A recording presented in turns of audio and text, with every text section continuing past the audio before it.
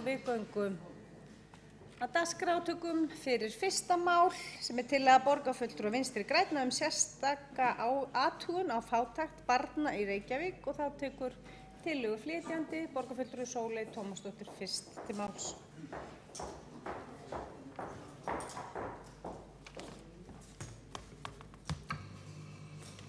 Forseti, góðir borgarfulltrúar.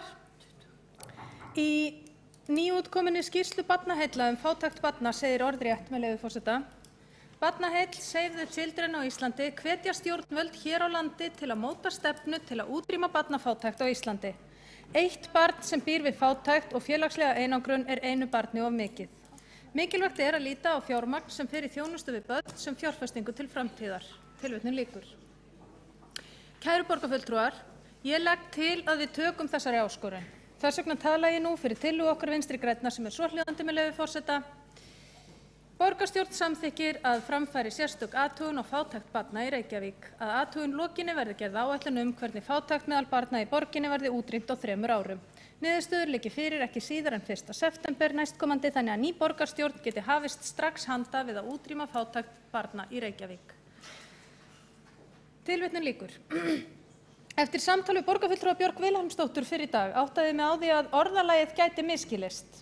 Ég ekki að leggja til að gerð verði áætlun að svo stöddu, heldur að framfæri athugun byggð á þeim rannsóknum og gögnum sem til eru umfang fátæktar í Reykjavík. Sú vinna geti svo nýst nýrri borgarstjórn í gerð aðgerðaráætlunar. Svo það sé á hreinu, ég ekki að leggja til aðgerðaráætlun, heldur athugun. Tillagan gengur sem sagt fyrst og fremst út á þessa athugun að aðstæður í Reykjavík séu kortlagðar og að öll gögn liggi fyrir í haust til þess að hægt verði að bregðast við.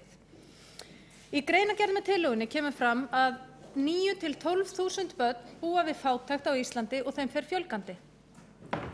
Fátækt hefur áhrif á efnisleg gæði barnanna, ekki síður á líðan þeirra og félagslega stöðu meðal jafningja. Börn sem búa við fátækt hafa minni möguleika á að þroska með sér áhugamál og hæfileika í hvers kyns tómstundum eða listnámi og í verstu tilfellum verða þau af nauðsynlegri þjónustu á borð við leikskóla, skólamáltíðir eða frístundaheimili.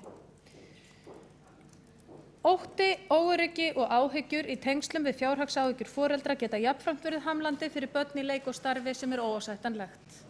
Fátækt getur þannig haft áhrif á sjálfsmynd barna til framtíðar, þau geta orðið minna virk heldur en önnur börn, þau upplifa sig minni máttar og jafnvel forðast samveru við jafnaldra sína til að koma í veg fyrir að það reyni á efnahag fjölskyldunar. Áhrif fátæktar eru bara vond. Við getum talað í allan dag áhrifin á börnin, líkurnar á því að þau festist í fátæktargildru og félagslegan arf, rannsóknir sem benda til aukinnar hættu á vanrækslu og ofbeldis í tengslum við fátækt, andlegan og líkamlegan aðbúnað barna og margt fleira. Við getum líka talað áhrif fátæktar á samfélagið og samfélagsgerðina, misskiptingu og stéttskiptingu, einangrun afmarkaðra hópa og skort á skilningi og meðlíðan fólks. Við getum talað gettóvæðingu sem andstæðu við félagslegan fjölbreytileika og allan þann sköpunarkraft og félagsauð sem við verðum af sem samfélag ef við skiptum okkur í flokka og fylkingar eftir stétt eða efnahagslegri stöðu. Við getum talað hætturnar á misnotkun. Við getum farið út í það að tala hættuna á því að fjármagns- og fasteignaeigendur græði á bágri stöðu öreigana og átökin sem að því gætu fylgt og afleiðingarnar sem að slíkt gæti haft. Kannski værum við ekki sammála þetta allt. En ég þykist vissum að hér í þessum sal vill enginn að fátækt þrífist í Reykjavík. Ég ekki eins vissum að við getum komist að sameiginlegri og þverpólitískri niðurstöðu aðgerðirnar sem að þarf að grípa til, en það seinni tíma mál. Fyrst og fremst mikilvægt að staða mála sé skýr, að hún sé greind og hún liggi fyrir svart á hvítu, þannig að við getum öll byggt á sömu upplýsingunum þegar við leggjum fram tillögur það hvernig við getum útrýmt fátækt í Reykjavík. Forseti, ég geri mér fulla grein fyrir því að Reykjavíkurborg hefur gert margt gott í gegnum tíðina og að það liggja fyrir alls konar upplýsingar stöðu fjölskyldna í Reykjavík. Það gott, það líka sjálfsagt og það eðlilegt. Þær upplýsingar má að sjálfsögðu nýta í þeirri vinnu sem að hér lagt til að fari fram. Ég geri mér líka grein fyrir að auðvitað stöðug þróun í gangi í störfum þjónustumiðstöðu og félagsþjónustunnar þegar kemur að því að meta fátækt í Reykjavík, en betur má ef duga skal. Ef við ætlum að bregðast við áskorun Barnaheilla, þá brýnt að við mætum fólki sem nú býr við fátækt og gerum allt sem í okkar valdi stendur til að bæta aðstæður þess. En það ekki allt. Við verðum líka að bregðast við stöðu barna fátækra foreldra og reyna að rjúfa félagslegar erfðir og fátæktargildrur sem að verða á þeirra vegum. Við verðum líka að koma í veg fyrir að fleira fólk verði fátækt í Reykjavík. Þetta síðastnefnda er kannski flóknast, ég geri mig grein fyrir því. Það krefst vinnu á öllum sviðum borgarinnar. Skipulagið getur gert ráð fyrir ódýrum íbúðum til kaups eða leigu í bland við aðrar dýrari. Menningar- og ferðamálasvið getur tryggt aðgengi að listum, menningu og upplýsingum óháð efnahag. Íþrótt- og tómstundasvið verður að stuðla að aukinni hreyfingu og lýðheilsu allra. Mannréttindaskrifstofan getur tryggt það sem að henni ber, mannréttindi. Velferðarsvið getur boðið virkniúrræði, lágmarksframfærslu og barnavernd og skóla- og frístundasvið getur tryggt öllum börnum menntun og frístundir við hæfi. Sviðin þurfa að sjálfsögðu að vinna saman að sumu af þessu ef ekki öllu, en ef okkur er alvara þarf allt starf allra sviða borgarinnar að miða að því að útrýma fátækt. Forseti, ég bind vonir við að borgarstjórn sameinist þessa tillögu okkar Vinstri grænna hér í dag, að við stuðlum þannig að því að ný borgarstjórn hafi greinargóð gögn og upplýsingar til að takast á við þann vanda sem að fátækt er í Reykjavík. Þá er borgarfulltrúi Sóley Tómasdóttir lokið máli sínu og þá er borgarfulltrúi Björk Vilhelmsdóttir næst á mælendaskrá.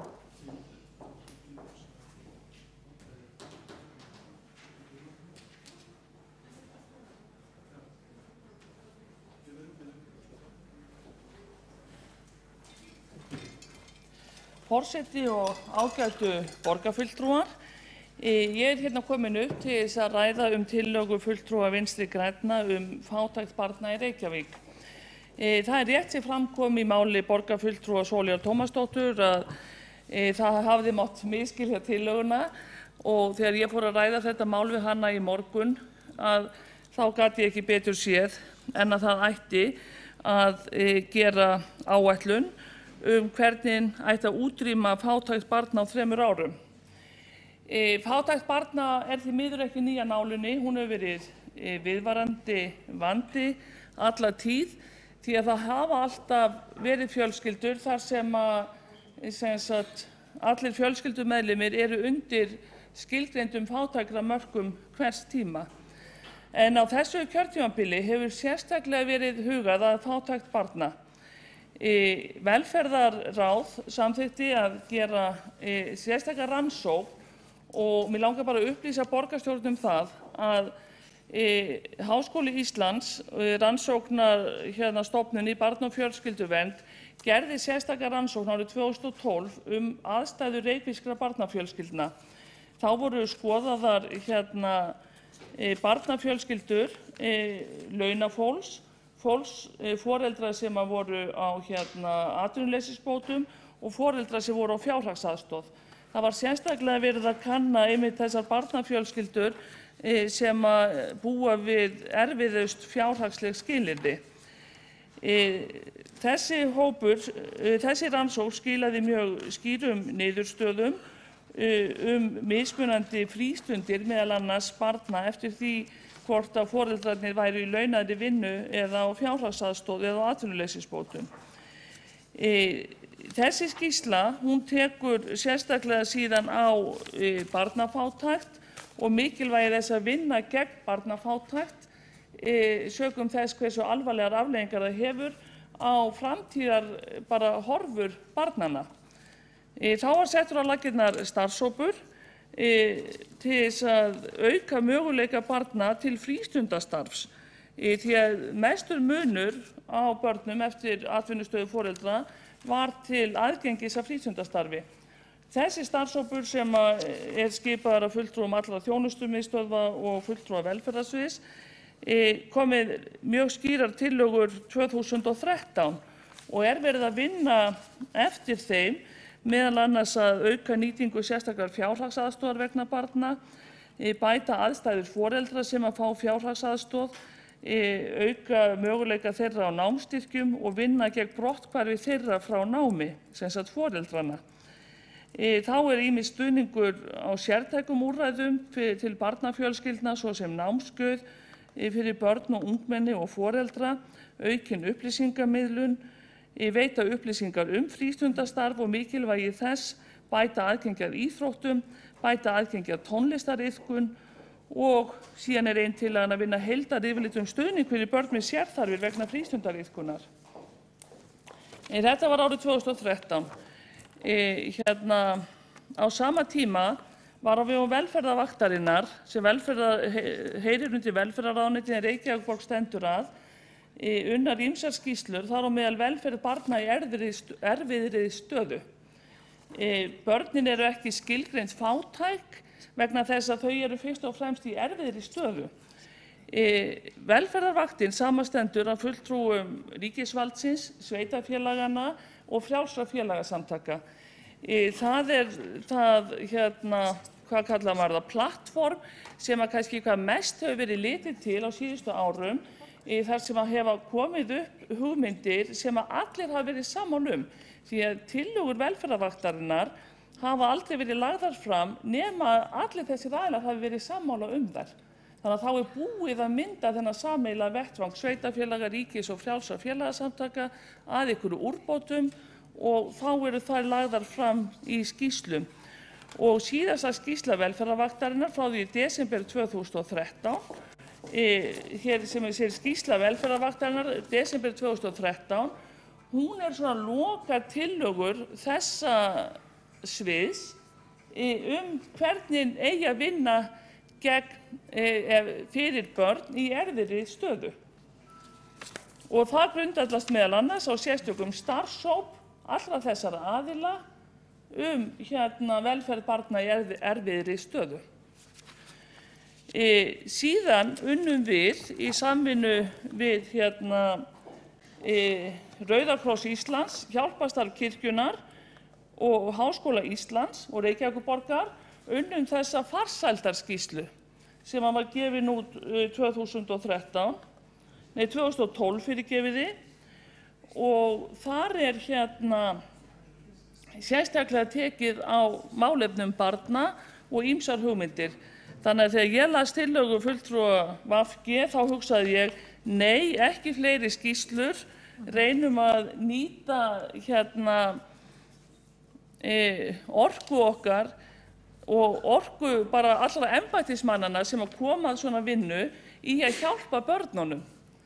Hins vegar veit ég að það er mjög góður hugur hjá borgarfulltrúa Sóleyju Tómasdóttur og hennar hreyfingu í því að umbera ekki fátækt meðal barna og svo sannarlega held ég við getum öll tekið undir það.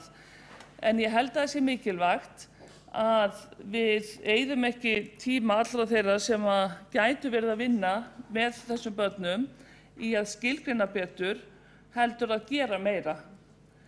Og þess vegna óska ég eftir því að tillaga fulltrúa VG, Sóleyjar Tómasdóttur, verði vísað til borgarráðs og að borgarráð muni óska eftir umsögn velferðarsviðs. Þar getur velferðarsvið sagt í vonandi stuttu máli helstu niðurstöður af þeirri rannsókn sem var bara gerð 2012 fátækt barna, hvaða tillögur hafa vaknað hjá starfsfólki allra þjónustumiðstöðina til þess að mæta þessum hópi, hvað velferðarvakt, ráðuneytisins, sveitarfélaganna og frjálsra félagasamtaka hefur komist að niðurstöðu sameiginlegri niðurstöðu og hvað við ásamt háskólanum, Hjálparstarfi kirkjunnar og Rauða krossinum hefur komist að. Og ég legg til að þessar tillögunum verði vísað til borgarráðs og að fengin verði umsögn með þessum tillögum þannig að við getum framkvæmt. Og ég held að og vonandi verðum við bara sammála þá málsmeðferð því að ég held að það sé það eina í stöðunni. Takk. Það er borgarfulltrúi Björk Vilhelmsdóttir lokið máli sínu. Það er borgarfulltrúi Júlíus Vífill Ingvason, næstur á mælendaskrá.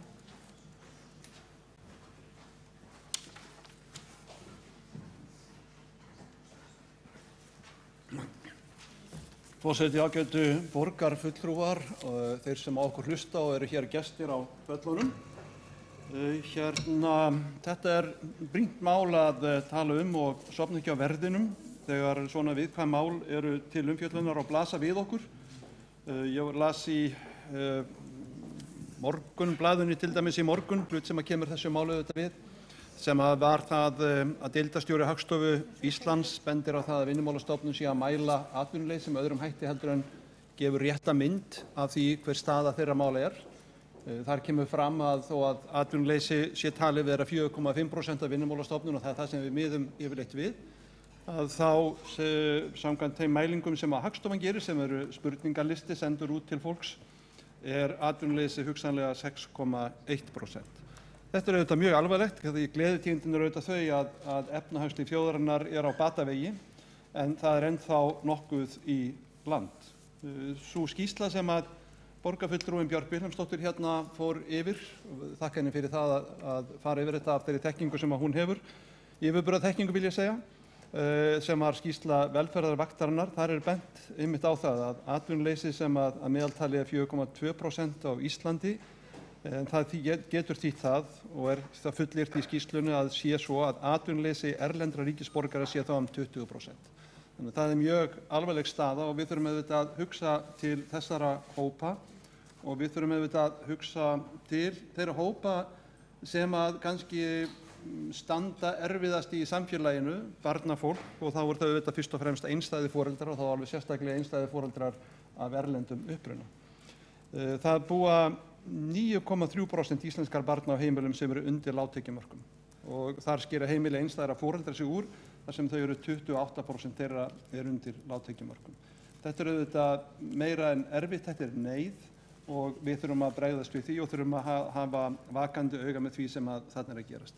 Í fréttum í gær, reyndar í sjónvarpsfréttum var viðtal við skólastjóra eins tónlistarskóla, viðtal við Þórunni Guðmundsdóttur, skólastjóra tónlistarskólans í Reykjavík, sem að bendi á það að vegna þess hversu úthlutanir sveitarfélaga, Reykjavíkurborgar, eru takmarkaðar, ófullnægjandi fyrir framhaldsstig tónlistarmenntunar, að þá eru skólagjöld tónlistarskólans orðin 240.000 yfir veturinn, sem þýðir að það er 500.000 sem að foreldrar sem eiga 2 börn í tónlistarskólanum í Reykjavík í þessu tilfelli, þurfa að greiða með þeirri tónlistarkennslu. Þá geta sumir sagt, já, það er ekki neyð, það er kannski einhverju leyti fríðindi að fá að stunda tónlistarnám og ég vil þá strax svara því að svo er ekki. Auðvitað þurfa allir að eiga rétt á því að stunda íþróttir, tómstundir, tónlistarnám og annað það sem að hugurinn girnist og enginn á að þurfa að finna fyrir því að vera út undan í þeim efnum. Þær tölur sem að Hagstofa Íslands hefur tekið saman það hvernig fólki gengur að greiða sínum lánum og hvernig gengur að ná endum saman er líka sláandi. Þeir eru vísa ekki alveg nýlegar en einhvað síður þær mjög sláandi og ættu að vekja okkur til umhugsunar og auðvitað þó fyrst og fremst til aðgerða. Og þar kemur fram að það er 73,4% þeirra sem að spurðir eru sem eru einstæðingar með barn eða börn sem eiga erfitt með að ná endum saman. Og svo tala miklu lægri hjá þeim sem að eru 2 foreldrar með 1 barn til dæmis, þar er það 46,5%. Þetta eru tölur frá árinu 2012 og þó að auðvitað þær tölur sem að hér eru, sem ég var að lesa upp fyrir foreldra, það sem báði foreldrar sjá framfærslu barnsins eru miklu lægri, er þær einhvað síður mjög háar. Það eru auðvitað mjög háar tölur sem sýna það að helmingur fjölskyldna í landinu eigi erfitt með að ná endum saman. Ég vil bara benda borgarfulltrúum á það að glugga yfir skýrslu velferðarvaktarinnar. Hún var leidd af Láru Björnsdóttur sem við þekkjum öll vel hér úr af hennar störfum í Reykjavíkurborg eftir farsælan feril hér og sömuleiðis á skýrslu Barnaheilla sem er líka mjög sláandi og þar sem að þeir segja það að það er áætlað að 8.000 börn séu undir lágtekjumörkum. Þá eru auðvitað átt við að foreldrar þeirra séu undir lágtekjumörkum frekar en börnin sjálf en svona er þetta orðað þar. Og svona fleira þar tekið fram sem að má bæta og fara yfir til þess að bæta þessa stöðu og tryggja það að börn finni ekki til fátæktar eða það að foreldrar þeirra geti ekki leyft þeim þá hluti sem að teljast eðlilegir og sjálfsagðir í nútíma samfélagi. Ég ætla ekki að fjölyrða þetta meira. Tillagan er góð Hún á að vera upphafið að þeirri vinnu sem að vonandi framundan í þessum efnum og vonandi aðgerðum sem að við getum farið í. Við getum ekki eitt fátækt þó að það standi í tillögunni, en við getum með ríkisvaldinu og með nærliggjandi sveitarfélögum hér á höfuðborgarsvæðinu náð mjög langt í því og vonandi eitt henni alveg. Reykjavíkurborg er ekki einbær það, en hún getur það í samvinnu við aðra. Mér líst vel á þá málsmeðferðartillögu sem að borgarfulltrúinn Björk Guðmundsdóttir bar hér upp og við borgarfulltrúar Sjálfstæðisflokksins styðjum hana. Þá er borgarfulltrúi Júlíus Vífill Ingvason lokið máli sínu. Þá er borgarfulltrúi Sóley Tómasdóttir síðust á mælendaskrá.